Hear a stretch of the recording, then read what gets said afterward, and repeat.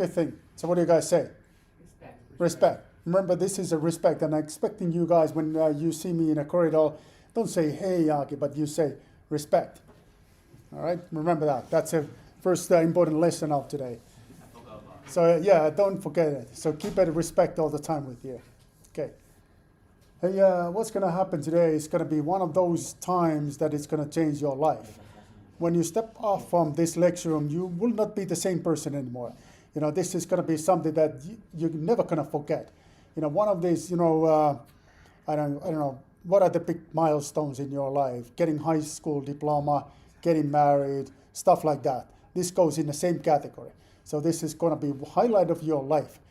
And it's going to be emotional, I can guarantee you that. Because what we're going to do today is that we're going to make your first analysis in this class. And it's called kinematic analysis. And it's okay to cry. I mean, some people get emotional for the good reason, because this is a big deal. And we can all cry. So it's not the same to be emotional here at all. So we're going to finish this talk about the kinematics, and then we're going to run the kinematic analysis. And it's going to be amazing. It's going to be really amazing. It's going to be huge, like they say overseas. So that's going to be something that is going to be pretty big milestone in your life. Then we're going to move forward. We are not going to even stay there. We're going to make one step forward, and one step forward will be dynamics. And if everything goes well today, we're going to start discussing about forces. First time in this class, we're going to take a look about what's to do with the forces and how we can express the forces in terms of our variables. This is the variables. Remember that. Each of the bodies, they consist of 3 variables, because every body needs 3 generalized coordinates. Correct. Remember that. And what we need to do then is that we need to express the forces in terms of these 3 variables, which is called generalized coordinates. That's where the name generalized external applied forces comes from. So we are looking the ways that we can express the forces, this time externally applied forces in terms of generalized coordinates. Remember, this is what we're aiming for. You know, this is a Newton's second law. I'm going to write it in a way that we are more familiar with. So we have here 2 different kind of forces. So we have here external applied forces and inertial forces. And what we're going to do today, if everything goes as planned, we can express this guy, which is external applied forces in terms of generalized coordinates. And generalized coordinates is this vector that consists of Rx, Ry, and angle theta for one body. If it is more than one body, this number will be multiplied by number of bodies. Make sense? Okay, so that's what's going to happen today. And before that, yeah, I want to mention this. I got a lot of emails from you guys because you got confused about the weekly assignment. And the weekly assignment was something like there was a beam-like body like this, there was another beam-like body like this, and there was a third beam-like body like this. And you were counting like, okay, what about, then there was a revolute joint, actually 2 revolute joints in same location. You could confuse, like, is it just a 1 or is it 2? Because of, I understand why you got confused, because of this redundant constraint we discussed a week ago. Now, in this case, there's a 1 joint, let's say the joint ID 1 that is connecting this one and this one. And then there's a joint ID 2 that is connecting, let me change the color one more time, this one and this one. So there is actually 2 joints located in one location. So that's a different than this case, where I have just, where can I put it writing? Let me check this off. So this is a different than this case, where I have just the one body, another body connected together via 1 revolute joint here. Okay, because of the 2 bodies connected, let me correct myself, 3 bodies connected in the same location, you actually need to have 2 revolute joints. And that's why some of you got confused when you compute the number of degrees of freedom. No major damage, because this was just a weekly assignment. And then remember, weekly assignment is a worth of, what was it, 20% of the maximum points. So you're still okay. Your life is still okay. Okay? Makes sense. All right. Then here is what I would like to offer you, because I got the request from some of the students that I need more. I need more of this stuff because I fell in love in this dynamics and stuff. I cannot get enough during this 2-hour season per week. I need to get it more. And I said, yeah, you can get it. If you want more, I'm more than happy to offer it to you. So what will happen from next week on, there's going to be a discussion session right after the lecture. So it's going to be online only. So I'm not going to be here, but I'm going to walk back to my office. I'm going to open the Teams, and this is your opportunity to ask questions. Because I understand you're shy. You don't want to communicate here, but you can maybe communicate when you keep your camera off, and you can type the question to me. Maybe this is more convenient to you. But anyways, there are students that they would like to get some extra explanation, how things actually goes. And I'm more than happy to offer it. And it goes even like this. So the first half an hour, this is getting started at, how they call it, like 1800 military style. This is getting started at 6 o'clock, 6 p.m., because that's roughly when I'm back in my office. So the first half an hour will be in Finnish only. So I'm going to communicate in Finnish only. So those of you that can communicate with Finnish with me, go ahead and participate that. You can stay online because the next one will be from 18:30 to 7 p.m. And that's going to be in English. Okay. And these are the only 2 languages that I know. There is no Swedish session or anything like that. Okay. Thanks God. Thanks God I'm not so talented when it comes in the languages, because then I need to spend the entire evening with you guys. All right. So calendar invitation will be in your inbox a little later this week. Makes sense? Good thing. All right. This is what we discussed. This is what we know so far.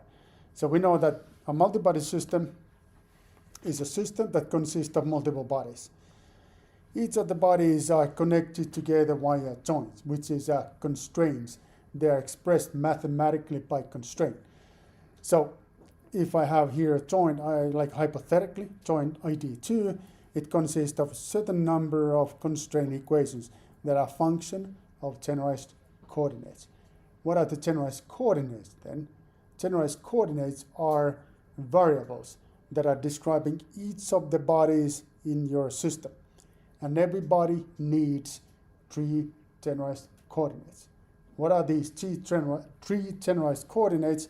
They are translation in a global x direction, translation in a global y direction, and orientation. That's what they are. These are the variables, these are the components that are changing while the body is translating and rotating. And this is what we need to get to know to be able to express the configuration of a multi-body system. And now, if I have here a total of 3 bodies, then I need 9 generalized coordinates. Because this body A needs 3, this body needs 3, and this body needs 3. 3 multiplied by 3, that's 9. Makes sense? And then each of these bodies, they can be expressed using this kinematic equation. That's what we're going to follow. But this time, this is a big news, and we're going to focus on this constraint equation. And if there is a matching number of constraint equations and unknowns, and again, one more time, unknowns are these guys, generalized coordinates. Equations are constraint equations. If they are matching number, that's all we need to know. Then we can solve the responses using kinematic analysis. What is a kinematic analysis? What that is based on? It is based on constraint equations only, nothing but constraint equations. Makes sense? All right, we also discuss about these redundant constraints. These are the joints or constraints that are eliminating the same motion possibilities. This, I think, is a good way to put it. So it's the same motion possibilities. Like this is eliminating the motion possibilities, translation here, translation here, translation in a z direction, and rotation like this one, and rotation out of the plane, another out of plane. Okay, so what is this allowing is a rotation. Sorry that this is a little bit confusing, but it is allowing the rotation around this axis here. Okay, so this is the only one left. Same here. So these are the same joints, but doing the same, exactly the same limitations than this one. Now I'm using multiple number of constraints, and that's why they are not independent. They are not independent. There is a mathematical trick to figure out if they're independent or dependent. We're not going to discuss that so much. So it's actually based, just for your information, you compute the Jacobian for this, and the Jacobian will tell you pretty much automatically if they're dependent or independent. Because Jacobian will consist of rows and columns that are similar in their structure. Okay. We discussed shortly about the kinematic analysis, and we were here in a position level analysis. So the position level analysis, that is the hardest part. That's clearly the most difficult thing to do. And why is that? Because this is based on iterative procedure where we're solving this kind of the nonlinear algebraic equations, or set of nonlinear algebraic equations. So we wanted to solving this by figuring out this guy, which is a generalized coordinate, any given time. Now, what I put it in a writing here is a vector of constraints, vector of constraint equations. That is a function of generalized coordinates and a time. And what I wanted to do, I wanted to solve this one as a function of time. That's why I need this iterative procedure. And we discussed about Newton-Raphson method, which is maybe the most commonly used. And Newton-Raphson is based on Newton difference. Newton difference is not the solution, but it's a direction that tells you where the solution is located at. Okay? So what you do is that you're computing this delta Q, which you can use to get the better estimation of your generalized coordinates. How it's going to happen? I'm going to show that in the next slide. But to make it possible to compute this, something that is called Newton difference, you have to have a differentiation with your equations with respect to your variables. Equations are constraints, and your variables are generalized coordinates. And when you compute this one, you're going to get something that is called Jacobian matrix. Jacobian matrix must be square in size, because otherwise you cannot invert it. And you have to invert it because you have to solve this guy. Make sense? Or none of this stuff makes sense. So far, no, I don't think so. So everything is unclear. Everything clear? It might, I know that you're thinking this is Monday and so on and so forth, but still it's it's okay, it makes sense. So the whole story. No, this is a whole story. Okay, so okay, one more time. So what we are after in the position level analysis when we conducting the kinematics, we would like to know how is generalized coordinates. We're going to solve the generalized coordinates by using iterative approach, where we are solving something that is called Newton difference. And Newton difference is telling us how is that I should update my generalized coordinates to get the better estimation about something that is closer to final destination. Final destination, what's that? That is the one that is fulfilling the variables at any given time. Let me correct it one more time. At the certain given time. Certain given time. By the way, one thing this is off topic a little bit, but I checked earlier today my YouTube channel, and I was amazed. Not because of the YouTube channel itself, but because of the feature that I figured out from the YouTube. I switched the subtitles, closed captioning to being Finnish, and oh my God, it goes correctly. It goes correctly. There's a few mistakes here and there, but it's fairly good. And if you switch that, it's in English, okay, a few mistakes here and there, but it's amazingly good. So I recommend that whatever is your mother language, switch your subtitles, closed captioning to be the language that you're most comfortable with. It helps a lot. Have you guys tried already? Or not yet? Okay, try it. You will be surprised. Okay, my story is this. So I need this one, this directions to update my coordinates. How I'm going to get this? I'm going to use a method that is called Newton-Raphson that is based on Newton difference. In Newton difference, I need to differentiate my equations, which is constraint equations, with respect to my variables. My variables are generalized coordinates. And when I do this differentiation, this one here is a vector. This is a vector. What I'm going to get is a matrix. Matrix with equal number of rows and columns. So it has to be square in size, because otherwise I cannot invert it. You know that. So if you have any other shaped matrices than square size, you cannot invert it. You just cannot. So it's mathematically not possible to do it. So I'm able to invert it.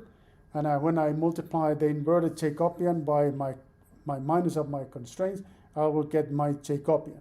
And then I'm ready to update my coordinates. It goes like this. I'm going to compute this Jacobian that we discussed in the last slide. Then I will compute the new set of generalized coordinates. I'm going to update my Jacobian. I'm going to update my constraints. And then I'm going to check how big is my step that I'm taking towards the final solution. If it is a very big step, it means that I still need to make another one to get closer to final destination. If it is small, I can make a fair assumption that I'm close enough to my final destination. And if I'm close enough to my final destination, that's it. I don't need to make any further steps, and I can stop this process. If it is still a long step to take, I need to redo the whole thing, and I need to calculate this until I'm happy with this guy, that this needs to be small enough. Makes sense? We're going to practice this momentarily. What about the velocity level? All right, velocity level, I'm going to cut the corners a little bit. But basically what you need to do in your velocity level is that this is your constraint equation that is a unpleasantly function of time and generalized coordinates. So when I differentiate this with respect to time, so I'm going to, maybe the better way, let me try if I can make it better way. When you differentiate this with respect to time, you're going to get this one. What is that I have here? This came from the chain rule of differentiation. So what I have here is a Jacobian matrix, this guy here, that is multiplied by velocity. And then I have here vector, which is my constraint equation differentiated with respect to time. So these are the two components. This is my C dot. And now with help of this C dot, because this is equal to 0, I can solve this guy, which is let me make it clear, I can solve this one, my velocity coordinates. How it's going to happen? It's going to happen in such a way that you just substitute all the information to your Jacobian, you invert it, and you multiply that by vector where you differentiated your constraint with respect to time.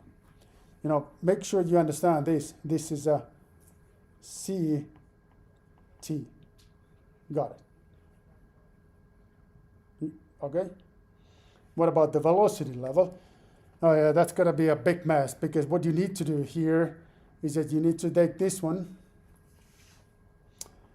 and you need to differentiate that one more time with respect to time. And now if you're going to follow this chain rule of differentiation, it's going to look bad. And it's bad. It's going to be like this. So I have here Jacobian multiplied by acceleration. This is what you are after. And then this is a constraint differentiated twice with respect to time. And then there is this monster component that is Jacobian multiplied by velocity, differentiated with respect to generalized coordinates, and then multiplied by velocities. Very bad. This is the component that we hate a big time. So it looks very nasty, and it is nasty. And then we have one more, where the Jacobian is differentiated with respect to time, then multiplied by velocity. And then when you're solving your acceleration, this is how it's going to read. Okay, that's it. This is the entire procedure. This is a position level. So it's an iterated procedure. You're moving on to velocity level, matter of substitution. Then you're going to move on your acceleration level, a matter of substitution one more time. That's it. Now, this is all we need to know. And then what we're going to do is that we're going to have one in-class quiz, and then we're going to practice. Okay, which method is used to solve the set of nonlinear equations, algebraic equations, to be more specific? in the kinematic analysis procedure. This is Gauss-Seidel method, Runge-Kutta method, Newton-Raphson method, Euler's method. So we're looking for last names here. So which one of these guys you're most familiar with? So Gauss-Seidel, up, Runge-Kutta, Newton-Raphson, Euler's method. One only is correct. But which one is correct? The one we just discussed. We remember we compute something that was called difference. What was the name of the difference before what I said difference? That's a good hint to you. Okay, is this too difficult? It's okay. It's overly simple for you. Good thing. You guys, Team Finland is already done. And they look very confident. They seem to know the correct answer. So Team Asia, maybe you want to consult Team Finland. Of course, they might ask a consulting fee. You cannot? You cannot log in. So what about, are you guys able to log in? Yeah. So what's wrong with you guys? So it's, can you log in? Okay. So it's a one student only. So were you able to log in? Okay, let me get back to this momentarily. So let me continue my story and then I will jump back to this in-class quiz. Okay? Makes sense? You good? All right, ready to change your life. Remember, this is going to be life before and after. And this is going to be life-changing experience that we are about to take. And what we're going to do is that we're going to solve this complicated mechanism system, this one, by using kinematic analysis. Do you think we can do it? I think we can make it happen because what we need to know is that we need to build a vector of constraint equations and how many constraints we have here. So we have here primitive joint, we have here a primitive joint, and then we have one additional constraint here. One additional constraint is that we have here driven constraint, which says actually this point is no longer able to freely move left and right, but instead it have to follow this driven constraint, which is sine function of time divided by 4 minus 1 divided by 2. Makes sense? Okay, how many degrees of freedom we have in a system? Because we have how many moving bodies? One moving body. And everybody needs 3. Everybody needs. This is a good thing. Okay, if nothing else, please remember this. Particle do not have a rotational degrees of freedom, and everybody needs 3 generalized coordinates. Okay. 3. Okay. So it's a 3 generalized coordinates. How many constraints? Okay. 2. 1. Any other options? 3. Who's voting for, again, guys, you need to cast your vote. Who's voting for 1 constraint equation only? No one? Who's voting for 2 constraint equations? Team Finland? Team Asia, like entirely? Team car cost 400 euros is voting for that too. Who's voting for 3 constraints? 1 only. 2, couple guys. Okay, you guys can congratulate yourself because you were correct. You were correct, and this is a 3 constraint equation because of this. Okay, let me change the color. This one is 1 primitive constraint. This is a 1 primitive constraint. This is a motion, and this is a constraint as well. So it's a imposed motion. So it's not free to move as it wants, but it have to follow this particular constraint equation. So that's why 3 constraint equations. What we need to do next is that we need to express these constraint equations using the equation that we are very much familiar with, this one. So we're going to travel this place using this equation, and this place using this equation, and then we're just going to impose those constraints. It's going to give us a total of 3 constraint equations, and then we're good to go. Okay? Now let's get started from the point Q, this one. This is the most cumbersome one because there are two constraints imposed to this one single location. Again, we have to go first here, and it's going to happen with help of the R matrix. R matrix is this one here. It consists of two unknowns, two variables, and then we're going to take the rotation of the body reference coordinate system into account. That's going to be with help of the rotation matrix. And then we have to travel this point with the help of vector u bar. Okay, vector u bar is just mentioned that it's going to be u bar x, u bar y. But of course, when we see that this is, was it given that this is a one length? Okay, so this is obviously going to be, let me see, the point in this direction. This is going to be 1 divided by 2. Why? Because the x-axis is pointing this direction. This one here is going to be 0, because you don't need to move in a transverse direction once you have reached this point and orientation. Then comes the constraint. How is that the x motion have to move in this point? It have to move according to this driven constraint, this one. So I'm going to take this one and substitute it here. How much it can move to this direction, like global y direction? 0. It cannot move. So that have to be set to be 0. That's, when you do the math, it's going to give me two constraint equations. This is the first one, and this is the second. Makes sense? One thing left is we need to take a look at what about the point P, this corner. Same story. So we're going to go first the body reference coordinate system. We take the orientation into account, and then we're going to travel here. And this is going to be obviously this time 1 divided by 2. This is going to be 0. Okay? So when you do that, then you're going to get the third constraint equation. L here is equal to 1. So you can simplify the equation if you want a little bit. Okay, what is going to be the next step is that we need to compute the Jacobian. Jacobian is going to be something that we take each one of these constraints one at a time. We're going to differentiate that with respect to each one of the variables. Our variables are generalized coordinates. 3 this time because one moving body. Okay, so we're going to take the first Rx, differentiate the first constraint equation with respect to that. Let me see, I don't see the constraint equation here, so I need to go all the way here. So when you differentiate this with respect to this guy, it's going to give you 1, and nothing but the 1, because this Rx is not mentioned here, is not mentioned here, and not here. So it's going to give me 1. When I differentiate the same equation with respect to Ry is not even mentioned here. So it's going to be obviously equal to 0. And it is equal to 0. And when I differentiate this one more time, but this time with respect to angle theta, this is where the angle theta is located at.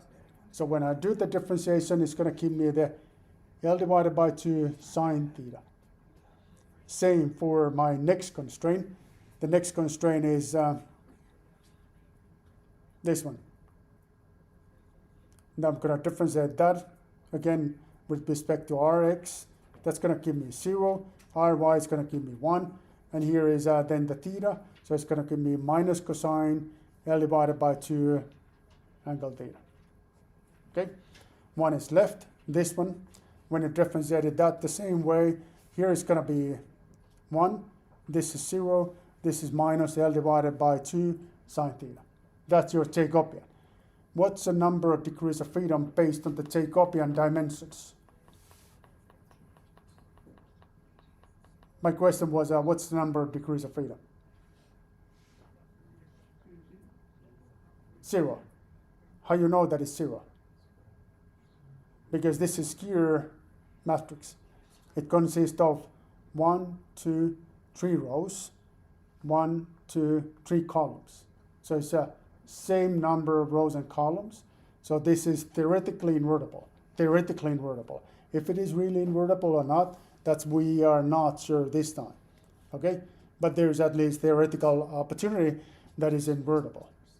Makes sense?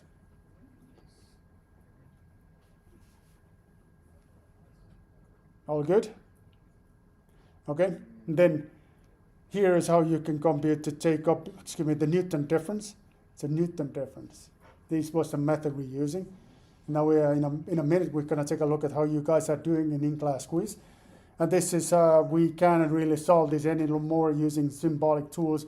We have to step into numerics. We have to solve this by using numerical tools. Okay? Step 3. Look at what I do here. I have like steps. Here's the beauty of multi-body system dynamics. No thinking. You're just following the steps. And you're just following the only equation that you know, which is this one. And a few steps, and you will get whatever you need automatically. You're able to solve the kinematics. You are able to solve the equation of motion. Everything is possible. But just following the certain steps. This was a step number 2. Newton difference for position analysis. Step number 3, velocity analysis. Not much thinking needed. The only additional component that I need to deal with is this guy, where I'm going to take my constraints and differentiate that with respect to time. Time is mentioned in a one component and one only, and is here. This is where the time is located. Anywhere else, not there. So when I differentiate that with respect to time, this is what I'm going to get. Other components will be 0 because time not mentioned. Make sense? All right, then the nasty part. So I still need to compute few other components. I need to get the, this one we computed already. This one need to differentiate it twice with respect to time. This is something that we just need to make it happen. It's just a nasty big monster, but we can do it. We can make it happen. And then the last component. So let's get started from the one in the middle, this one. So here's a Jacobian that I'm first multiplying by velocity. It's going to give me the vector of 3 components, where the velocity is mentioned here. I'm going to differentiate this with respect to my generalized coordinates. It's going to give me the matrix. When I differentiate the matrix, this is what I'm going to get. This then needs to be multiplied by velocity one more time, and this is what I'm going to get. This is a vector. How can I do this? Like, how it is possible to do that? Of course, with help of symbolic math tools. It doesn't make much of a sense to do this using pen and paper, because this is a one moving body. When you have more than a one, you're for sure going to make a mistake here or there. And if you're going to make a mistake, then the response will not be correct. It just cannot be correct. Okay, this was the only, let me get back to this. This was this middle component, and this component, when I differentiated this twice with respect to time, I'm going to get this one. This is a 0 vector because Jacobian was not the function of time. Okay, all the components needed. And then I just made this in my MATLAB. I made the symbol very, very rough MATLAB code to solve the response. And now I'm able to solve it to you. You guys ready? You ready? Let's take a look. So let me take myself to the MATLAB that is here. Okay, so you can take a look at the code a little later. So I just solved it already. So everything is ready. So I run the analysis. And now it's asking, like, as soon as I'm ready, click the one key that I can visualize it. All right? So I'm going to visualize it. Are you guys ready?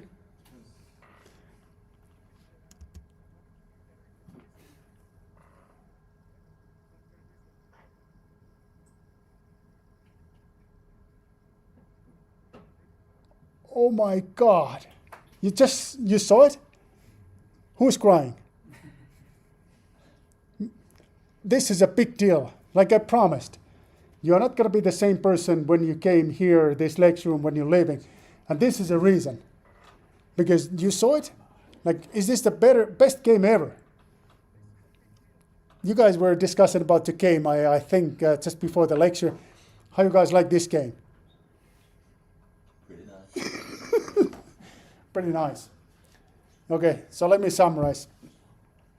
Of course, this example was ridiculous. It was a very simple academic example, but here's the message that I would like to take it with you. with these steps we just took, you can analyze any kinematics you want.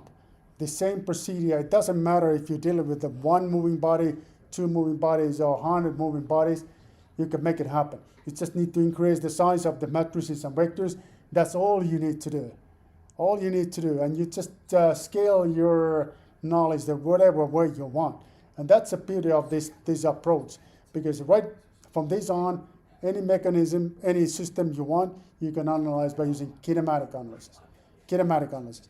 Look what I plotted out here. So I plotted out the information about angular velocity, angular acceleration.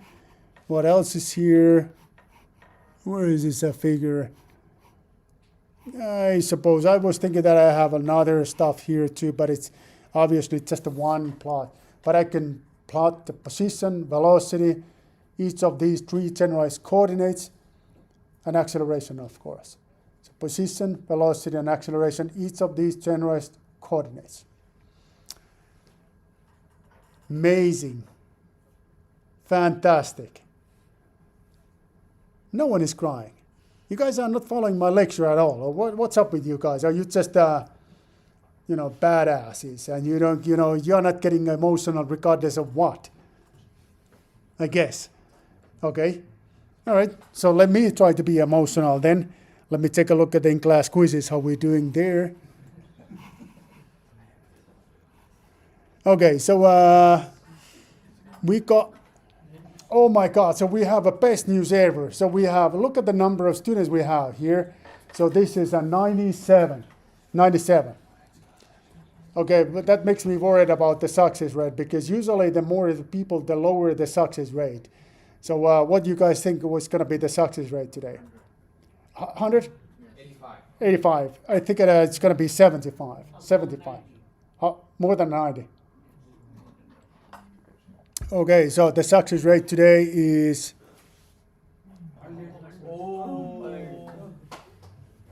You're cheating. What is a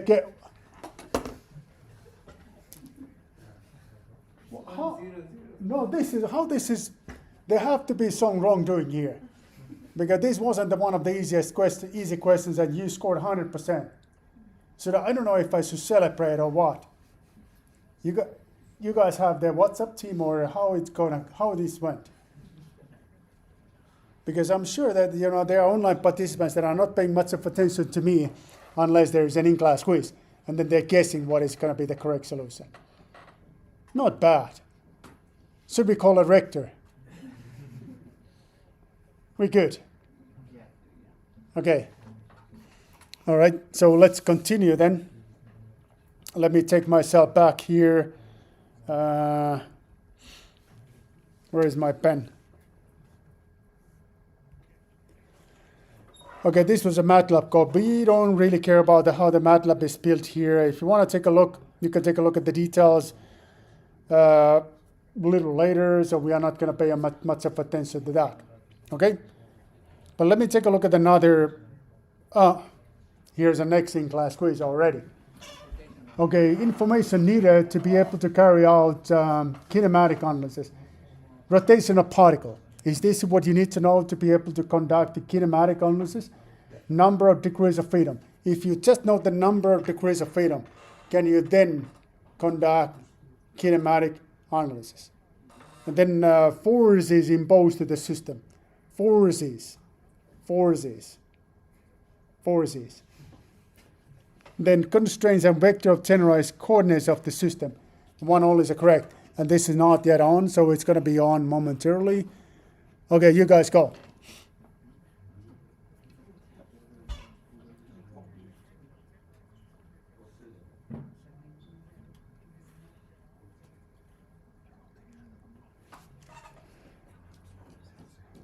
Oh my God, the Team Finland is thinking that maybe rotation of particle.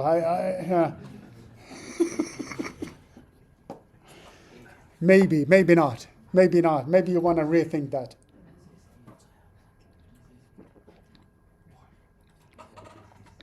Okay.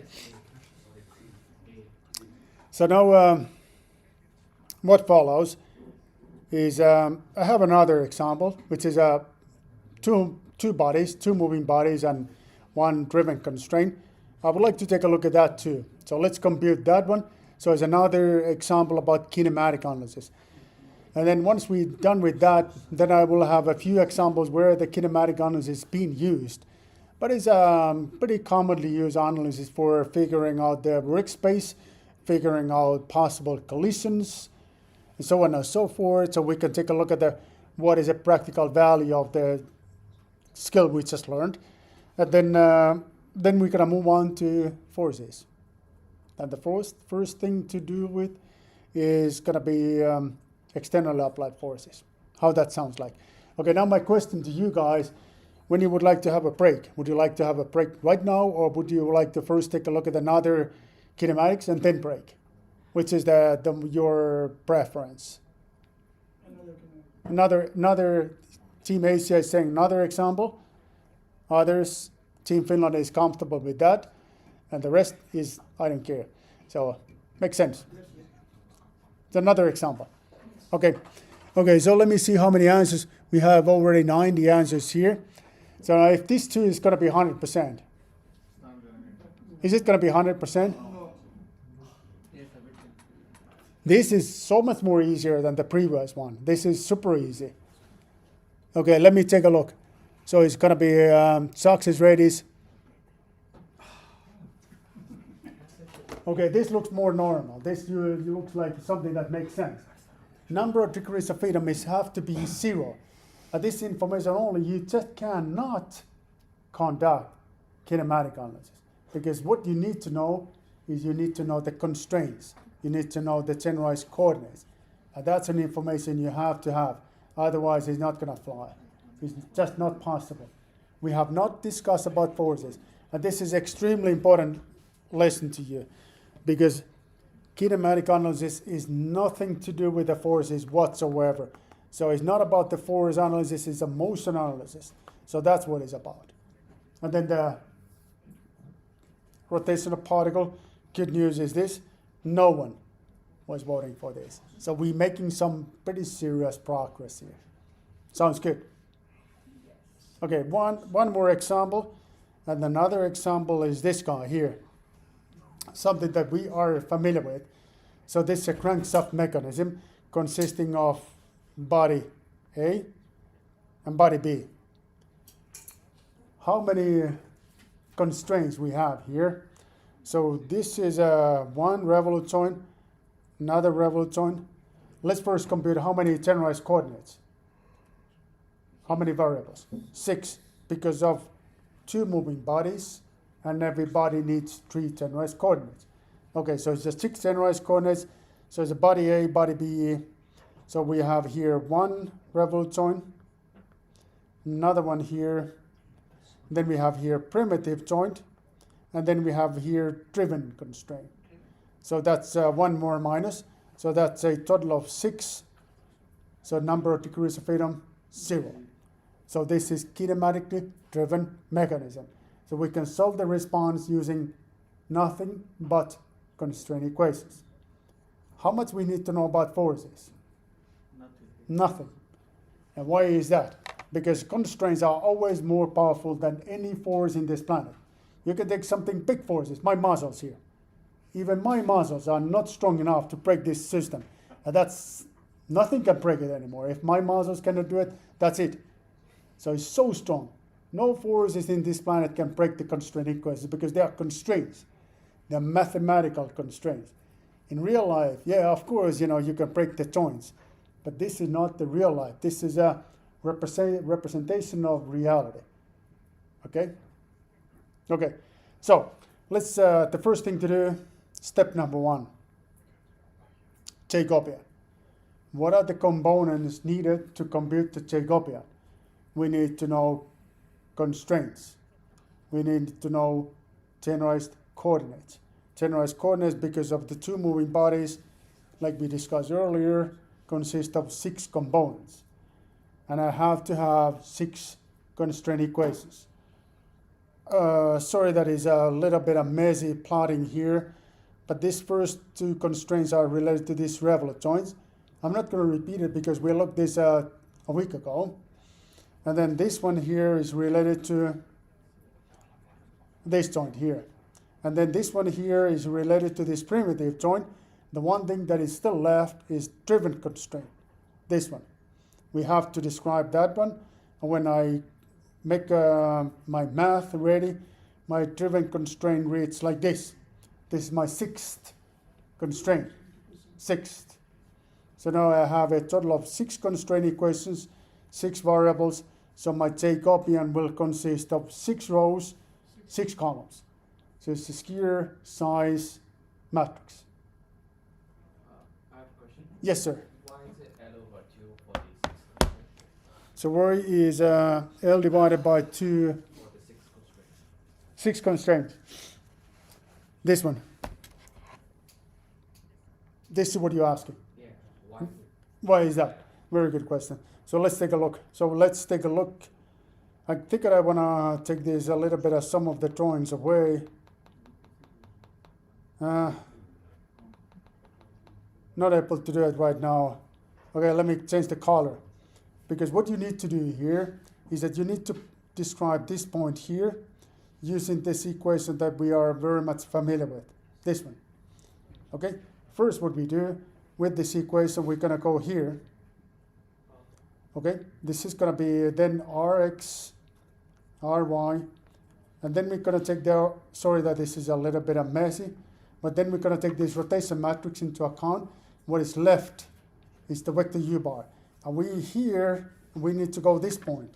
So we need to be here like the positive direction L divided by 2, 0. And that's where it's coming from. Makes sense?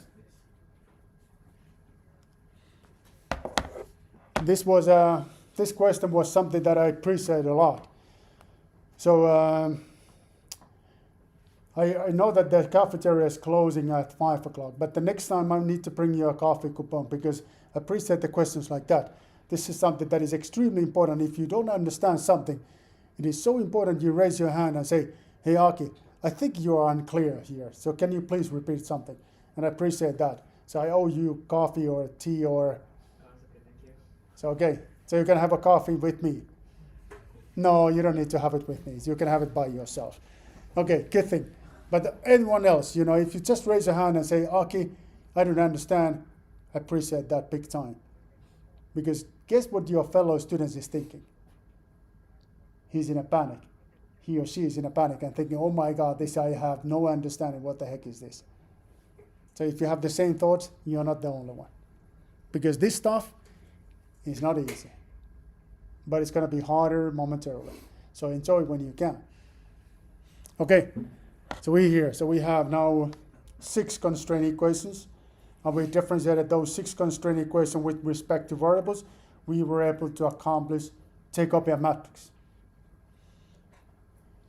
Then this is how it looked. So we are able to get Newton difference. And again, Newton difference is not the final destination, but it's telling us how to update your generalized coordinates to reach to your final destination. Makes sense? All right. Then we're going to compute this, what is a matter of substitution. So we have here Jacobian already computed in a previous line. And then we have to differentiate this guy, which is a vector of constraint equation with respect to time. Time mentioned once only. Where is it? Not here, not here, not here, not here, not here. Here it is. So when you differentiate that with respect to time, you're going to get this one. That's your velocity level analysis. So it's very simple thing. The one that is more complicated is an acceleration because this guy here in the middle is a nasty component. So we have to get the Jacobian multiplied by velocity. We're going to get the vector of 6 components that need to be differentiated with respect to your generalized coordinates, and that eventually then finally multiplied by velocity, and that's how it's going to read. One more thing, you need to differentiate it constraint twice with respect to time, and again, time mentioned in a one component only, and this is how you're going to get. This is the story, and now we're going to take a look at the game. I'm going to take myself back to the Maple. Not Maple, but MATLAB. Going to take another mechanism, this one. Going to run it. Okay, you ready?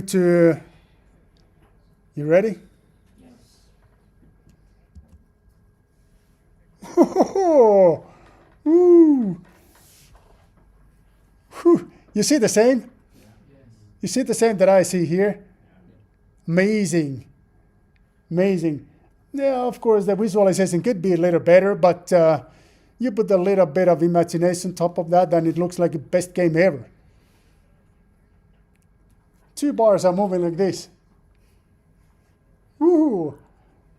And again, I understand that you guys are not excited because you think that you have to have a more complicated mechanism. Go ahead and do it yourself because now you have the skills to make it happen. How? Just follow the steps. And it's going to be happen automatically. The only thing you are not allowed to do is no serious thinking, because as soon as you started to complicate things and you started to take shortcuts, things are not going to go correctly.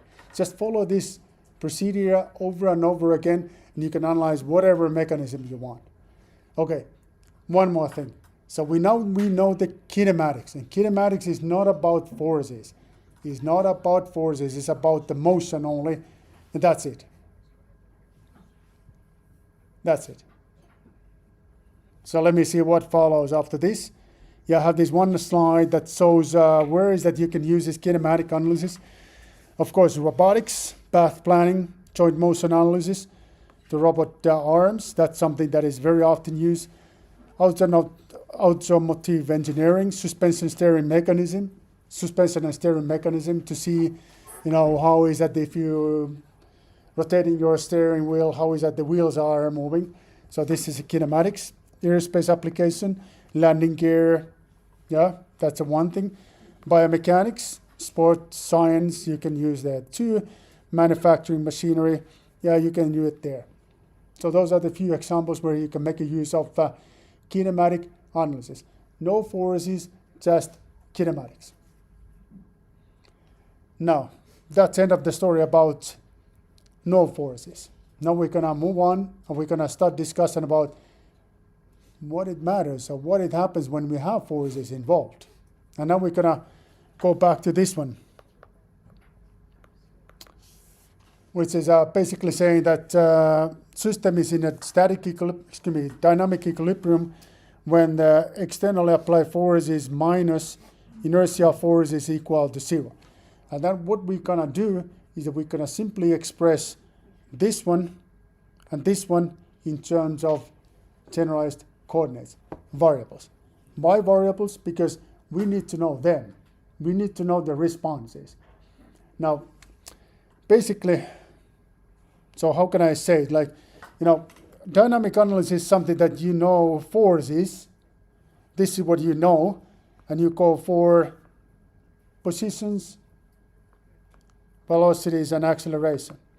Kinematic analysis is another way around, in a sense that you have to solve, these ones, and if you want, then as a pre-processing procedure, you can get the forces. So dynamics is responses caused by forces. That's what we're looking next. But before that, we're going to have how much you guys need? Is it 5 minutes okay? Yeah. 5 minutes. And then we're going to go back. Now here's a word of warning. You guys have never, ever in your life experienced something as difficult that I'm about to explain to you. So it's going to be hard like no limit. Believe me. Okay, so see you guys in 5 minutes.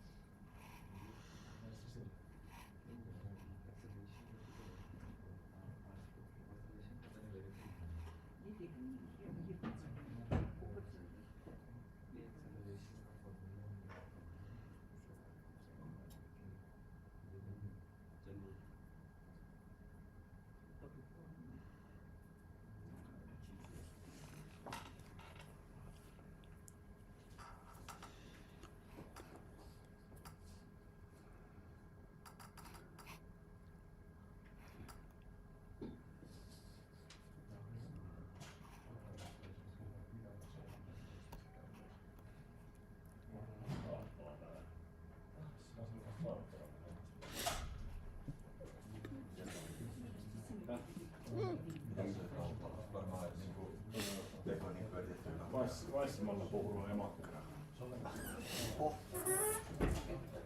Pari suomalaista vihannista.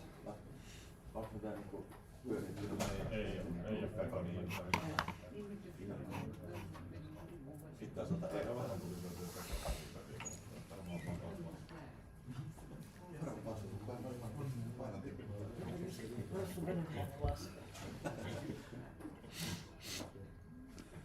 Ei, tulis tässä nyt jo enemmän, jos kannattaa olla.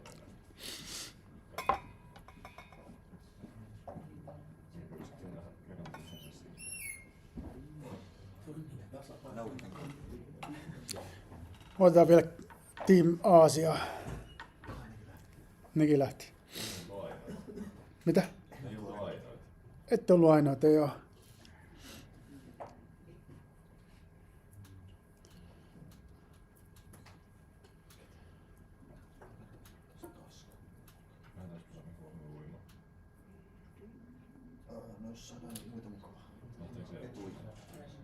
Oletko tykännyt tuossa, mikä on toi yliopiston edessä se laituri?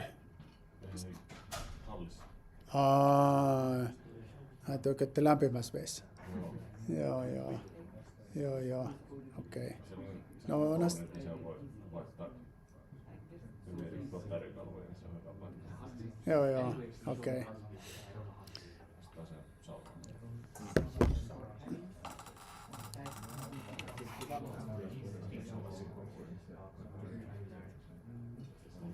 Olisiko se, how is Team Asia? Can we go again?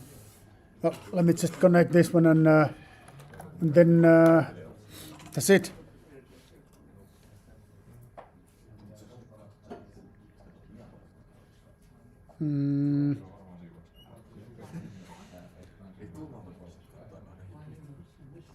Okay, so what follows is like I promised. The next explanation is going to be something that is going to be harder than anything so far in your life.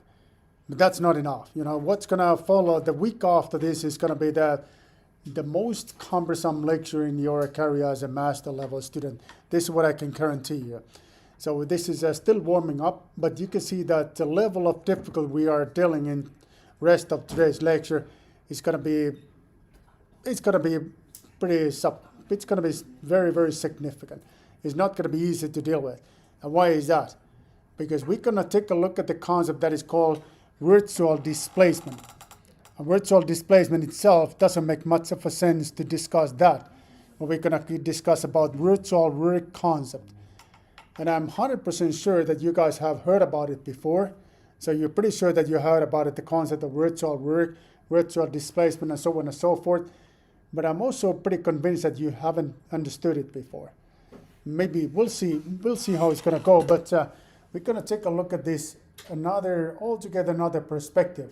Something that is very important to be able to express the forces in terms of unknowns.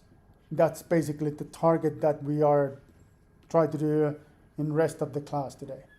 Okay, again, virtual displacement, virtual work, and for your information already this time, this is something that I recommend you not to think like how you can see the virtual work or virtual displacement in real life, because you cannot. You just cannot. It's a mathematical tool that we need. And where is that we need this mathematical tool? We needed to sort out this mismatching situation. Now the mismatching situation is this. You know, I have here the body that we have, look at the number of times. So I have here body called A. And in my body, you know, this is where we start. Remember 4 weeks back. And now I have here 3 particles. One of the particles I have force that is imposed. And this force is external applied force. In reality, it could be the force that is made by hydraulic cylinder, pneumatics, or whatever you want, but it's a force component. And this force component is expressed in terms of global coordinates, this coordinate system. How I know that? Because this force here consists of 2 components that are the projection of the force along the global x and the global y coordinate axis. Now, I'm not happy about this force, and I'm not happy about this force because actually what I would like to do is that I would like to express this force in terms of the unknowns that I'm dealing with the multi-body system dynamics. So what are the unknowns in this case when I have the one moving body? Unknowns are generalized coordinates. How many unknowns I have? 3. Because everybody needs 3 generalized coordinates. These unknowns are Rx, Ry, and angle theta. Now look, this is where I need the concept of virtual work and virtual displacement, because what I need to do is that I need to map this force to be expressed by these coordinates. Forces initially are expressed by using global coordinates. Gravity force is a good example. Gravity is pointing downwards, so it's a vector that consists of 2 components. And I cannot use that. I just cannot, because I need to be able to express my forces by using the set of unknowns that I selected early H when I defined this kinematic equation. That's kind of the challenge we're facing here. How we can make this happen? So we have to introduce something that is called mathematical mapping. So we learned one mapping so far. So we learned that there is a way to map description from body reference coordinate system to global coordinate system. We learned that there is this magic rotation matrix that maps definition from this coordinate system to this coordinate system. Yes? My friend is watching the stream and he said that it only shows a black screen. Black screen.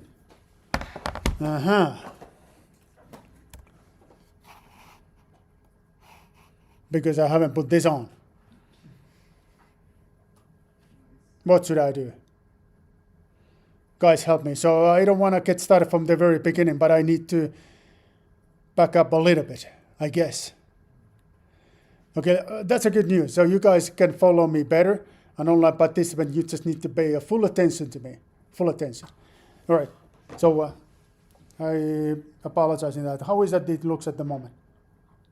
Let me take a look at my phone too. Is it any better?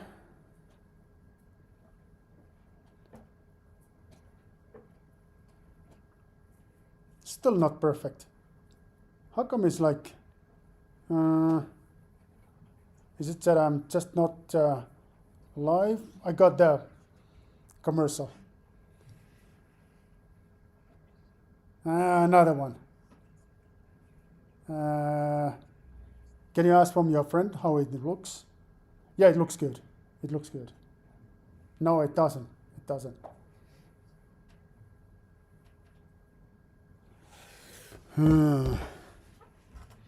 Somebody with a computer or something, can you please take a look how it looks? How is my YouTube?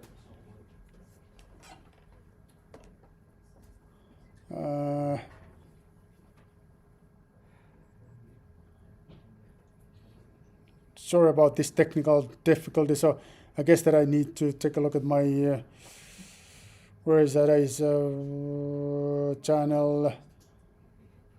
I don't find it here. Can you ask your friend, like, is it looking okay? Huh. Okay.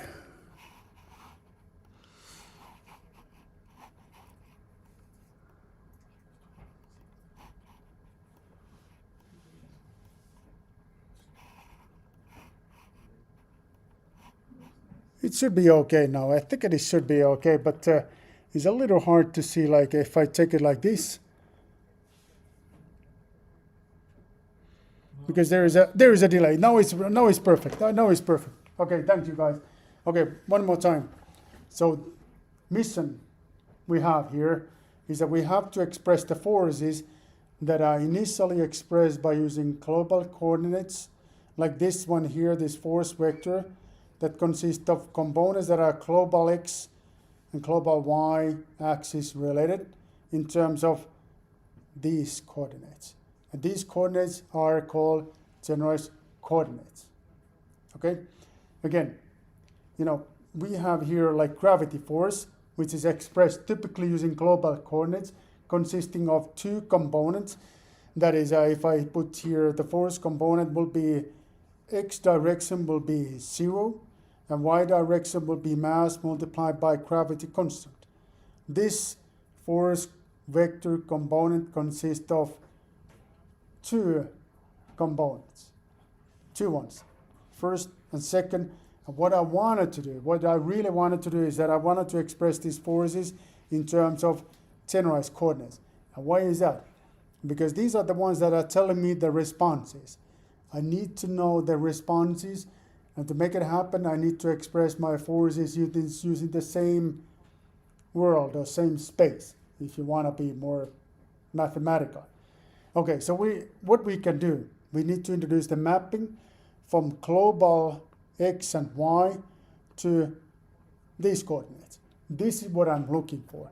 And this mapping, I'm going to make it happen with help of concept of virtual displacement and virtual work, to be more specific. And that's what's going to happen. You're still with me. You know the mission? Mission is converted 2 to be 3 to express global with generalized coordinates. Okay, so we're going to make it happen with help of virtual displacement and virtual work. Major difference between the word actual work and virtual work is the fact that in the case of virtual work, time is assumed to be frozen. Okay, where you can see there's a work where the time is frozen, when it happens when the time is frozen, nowhere. This is just a mathematical tool to introduce the mapping. I just explained it to you. Don't think about it like, but I don't know how you can make time not running when you do the work. You're like, what kind of time machine you have when you do that? That's not the right way of thinking. This is what I'm not expecting you to think. Think about it as a tool. Another serious mistake of your thinking is that, okay, so virtual displacement is a displacement that is not real, but it's something that is very, very small. How does small displacement look like? Another thing, don't think about it like that. Think about it as a necessary tool to introduce the mapping between the two coordinate systems. Two coordinate systems that are global and generalized. Global and generalized. This is what I'm after. Okay? You guys ready? Okay, so let's take a look. Scenario where I have here a beam-like body A, and I have here the force that is imposed to this beam-like body, and this force component is expressed by using global coordinate component.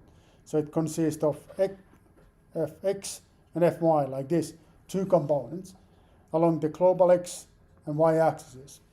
And what I'm going to take a look at the next, I'm going to first look at if this will be the real work that I'm checking, how much work this force is doing.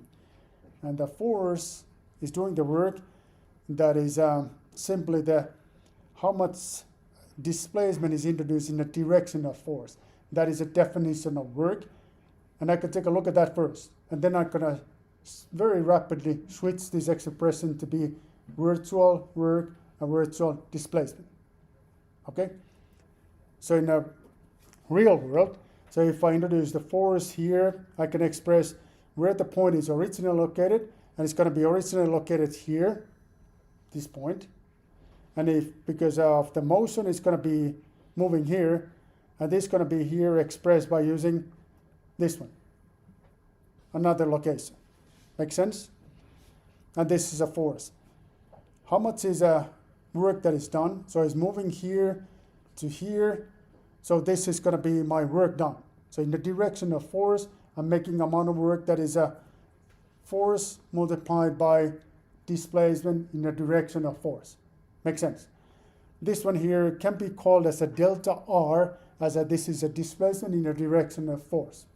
Okay, so now if I take a close look about this delta R, how is it I can compute it mathematically?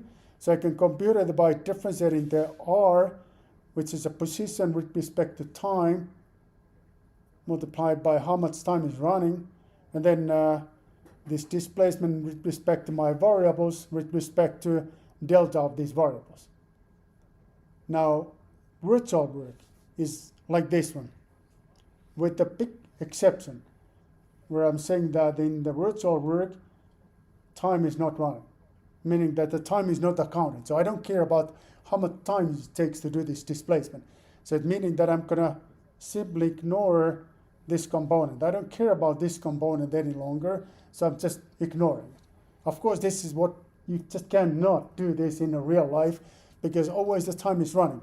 But again, this is mathematical tool for us. Okay, so what is left is delta and this. In a virtual work, I'm saying that this delta is no longer called as a big delta, but the small delta, and I can find the relation between the small delta r and small delta q. This relation is partial r, partial q, and this is a matrix. How can I know that it's a matrix? This partial r, partial q is a matrix because this one here consists of 2 components. This one here consists of 3 components. This is going to be the matrix that consists of 2 rows, 3 columns. And it's going to be introduced something that is what I need. It's introduced the mapping between the 2 coordinate systems, global and generalized. Global and generalized. So I can move from my global coordinates to generalized coordinates with help of this mapping matrix. And this is exactly what I'm after because I wanted to express my forces using generalized coordinates instead of global coordinates. Now, this is the relation what I'm after. The delta r is equal the partial r, partial q multiplied by delta q. Again, look at this. This is r, 2 components. This is q, 3 components. This is my relation. This is what I'm after.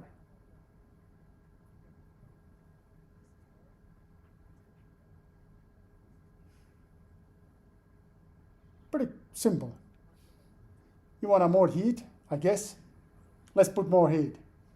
Because this was so far downhill, not too difficult. Okay, let me explain it one more time. So what we wanted to do is that we wanted to convert the force expressed by using global coordinates in terms of generalized coordinates. I'm going to make it happen by using this magic mapping that is delta r is equal to partial r partial q multiplied by delta q. This is a small displacement called virtual displacement. This is a virtual displacement in 2 different spaces, global and generalized. The mapping between these 2 spaces is because of this matrix here, which is a partial r, partial q. Okay? So let's see if we can accomplish this task. Okay, so let's take this force. So let's take this virtual displacement, this one here, which is in a global coordinates at this point, and then I have here a force. So this is obviously virtual work, because force multiplied by displacement in the direction of force, but not real displacement, but virtual. And the virtual displacement, this guy here, can be expressed using this relation. This relation. And when I do that, so when I substitute that information up here, this is gonna look like, sorry about that. I'm gonna take myself back here. Let me see, where was it? This one can be expressed like this. When I substitute that information here, it's gonna give me this magic mapping where I take this mapping matrix and I multiply by my force vector with my mapping matrix, and it converts force to be expressed by using 3 components that are associated with my Rx, Ry, and angle theta. That's what I'm after. That's my mission accomplished. Okay, so now we need to slow down a little bit. We need to look at a little bit what exactly this is representing for us. So what this is representing for us, so if I take a look at this mapping matrix here, so when I actually do this differentiation, when I take this equation, I differentiate that with respect to my generalized coordinates, it can be expressed as it is shown here. So this is the mapping in general form. So this is my 2 by 2 identity matrix. this is one vector that you can get it by when you differentiate it, this particular part with respect to angle theta. That's what happens. So this one here, again, one more time, consists of 2 rows, 3 columns. 2 rows, 3 columns. Okay? And, if I wanted to simplify this a little more further, then I can have this 2 by 2 identity matrix, and then I have here this rotation matrix that is rotated 90 degrees, multiplied by vector u bar, and then comes the virtual displacement of generalized coordinates. Not global, but generalized. Okay? So almost there. This is what I explained earlier. So now with help of this big mess, I can finally convert my force to be expressed by using generalized coordinates. Kind of lengthy story for a simple story, a simple accomplishment, because what I really wanted to do is this. I have here a beam-like body where there's a gravity force imposed to the beam-like body, and gravity is imposed in the center of the mass. Center of the mass is in the middle of the beam-like body, and my body reference coordinate system is located in one end of the beam-like body. Okay, so how can I do this? How can I make things to happen? Is this possible to express this one here that is originally like this one with help of my generalized coordinates? And again, generalized coordinates are Rx, Ry, and angle theta. So now what we just looked a little while ago, I could just take this mapping matrix, the one that is this one. Take the mapping matrix. Now this is a transpose of the mapping matrix. This is still 2 by 2 identity matrix. This is my rotation matrix rotated 90 degrees and vector u bar. And I can substitute those all of our information to this mapping. And when I do so, this is how the mapping matrix look like. Now one thing left is that I need to multiply my forces with respect to my mapping matrix. And when I do so, I'm going to get the force vector that consists of 3 components. Initially, it was 2, now it's 3, because of Rx, Ry, and angle theta. All right, I see you guys. I know, it's a long day, not easy subject matter, so subject matter is a painful like hell. It's not easy stuff. But can you still be with me a little while? So can we just try to make a little bit of better understanding, and then I will let you off the hook. How that sounds? Okay. So what's the most cumbersome so far? Everything is difficult, but what is the thing that you have absolutely no idea so far? Everything. Let me guess. Is it like, this one that is unclear to you? This equation is clear? Yes. Good. Okay, so you understood that, we have the vector of generalized coordinates. You understand that? You understand that we have the vector in global coordinates. You understand that too? Okay, what we did here was that we built the relation between, okay, let me just take this a little bit of drawings away. So we built the relation between this guy, which is a position in global coordinates, or let's say that global coordinate systems and generalized coordinate system. And we built the relation using this partial differentiation. And this relation became possible with help of virtual displacement. And the relation was this, partial R, partial Q, which is going to give us a matrix consisting of 2 rows, 3 columns. Now, whatever I'm going to multiply with this matrix consisting of 2 rows, 3 columns will be converted from global to generalized. Global to generalized. What's the trick in the dynamics? Trick in the dynamics is that you have to express your forces, which are external applied forces and inertia forces, in terms of variables. That's what you have to do. The variables we defined it earlier, that those are generalized coordinates. This set here. And now this is what we're aiming here. So we're converting forces from global coordinates to generalized coordinates, because our constraint equations already were accomplished or were expressed using generalized coordinates. So we're leaving the life about global coordinates behind, and we're moving ourselves to the generalized coordinates. Everything eventually will be expressed by using generalized coordinates. That's what we're targeting to. Now,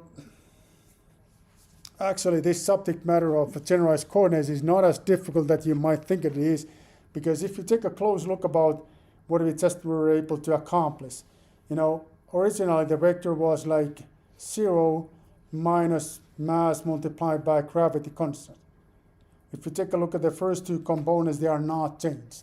They remains to be same all the time, not changed. The one single component that is being changed or additionally introduced here is the one that is affecting to generalized coordinates theta. That's the one. How much this force is affecting to that? Of course, this is a moment and is making this generalized or let's say local coordinate system to rotate. So obviously, this is a force, which is this one here, multiplied by level arm, which is like moment. Because this distance here is, sorry that it becomes to be so messy, but this distance here is L divided by 2, and cosine theta multiply L divided by 2 is how far off it travels from your origin of the body reference coordinate system. So it's like this distance. Now let me try to make it clear, like this distance. That's what it is. How much it introducing the rotation to this guy, body reference coordinate system, because that's what we wanted to compute. End of the day is all about body reference coordinate system. You got it. Now, how things will be different if I'm going to introduce the force. Let's say that I have like this kind of like a same body. I have the center of the mass here. If the body reference coordinate system is located here, and if the gravity force is pointing downwards, what's going to be the force vector in this case? How many components will be my generalized coordinates? It consists of 3 components. First one will be 0. Second one will be mass multiplied by gravity constant. Third one that is imposed to this rotation. How much this force introducing rotation to this coordinate system? How much is a level arm? How far off is this force vector from the center of the origin of the body reference coordinate system, or the body reference coordinate system? Origin of the body reference coordinate system. It's 0. It's 0. It is 0. So the third component is 0. That's because it's not making this system to rotate. It just cannot, because it's imposing in the same location where the origin is located at. Makes sense? Okay, we're going to practice this a little more next week, but there is one more thing to do. It's going to testing if it makes sense. One more in-class quiz. This is not yet on, but I'm going to put it on momentarily. So, and I know, guys, you think at this I'm not going to survive. You will survive. You will. You will. It's going to be okay, because really the summit of the class will be next week. It's going to be the hardest lecture ever in your life, but then the rest will be downhill. Can you? Oh, okay. You guys can see this clear. So let me put this back. Okay. So the first one is the one that consists of 3 components, where the level arm is assumed to be 0. Second one is 2 components. Second one is 3 components too, where the level arm is something that is a mass multiplied by gravity constant L divided by 2 cosine theta. Then the third one is 2 components, and the fourth one is 2 components too. One only is correct. Which one is correct? Okay, let me take a look at the comments here.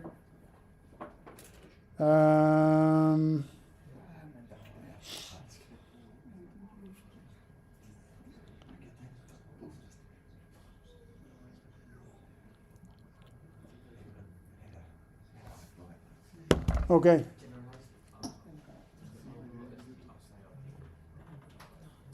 So which one is a correct answer? First, you need to take a look, what's the correct number of components? So it's supposed to consist of same number of components that number of variables per body. Everybody needs how many?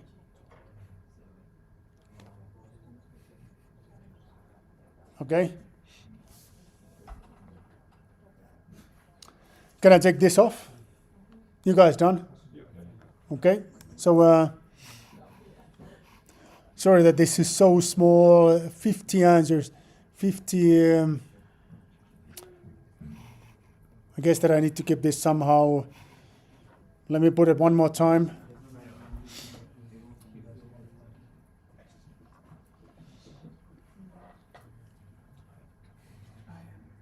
Okay, which one is correct? Well, let me take a look at how many students I have left. Still this many. This is unbelievable because I was expecting that there is like, I don't know, 2 online participants. My mom and my wife. That's it. But there is more. My wife never watched this. Good thing. Okay, 80. This is only, what was it, like a little more than a 10 left during this lecture, which makes sense. Because somebody have to left because it was so difficult stuff we just discussed. Okay, so success rate is going to be 76. Correct answer. Of course, this is a correct answer because consists of 3 components and the level arm is 0. So the third component is 0. So this is incorrect because level arm is not 0. Then this one here is incorrect because the number of components is incorrect, as is the case of this one too. Okay, this is it. So I promised 5:45. So we're going to leave this time. So you guys take it easy. And one more thing. This is a time. This is a level of difficulty. And these are the different lectures. This was 1, 2, 3, 4. So we were here today. We went kind of up here. This is going to be 5. What's going to happen? We come down and then we're going to go really high. Why? Because what we did was that we converted this guy to be expressed by using generalized coordinates. Now we need to do the same for this guy. And it's going to be actually like very, very bad. Very bad. Very bad. There are multiple students that can develop the brain damage just of watching the lectures because it's so difficult.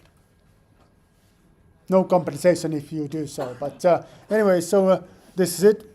We are going to see you guys on Monday. And remember, there's going to be this team session opportunity you to discuss right after the lectures, and that's going to be getting started next week. Yes, sir. I'm going to just close the streaming, and then I will be with you.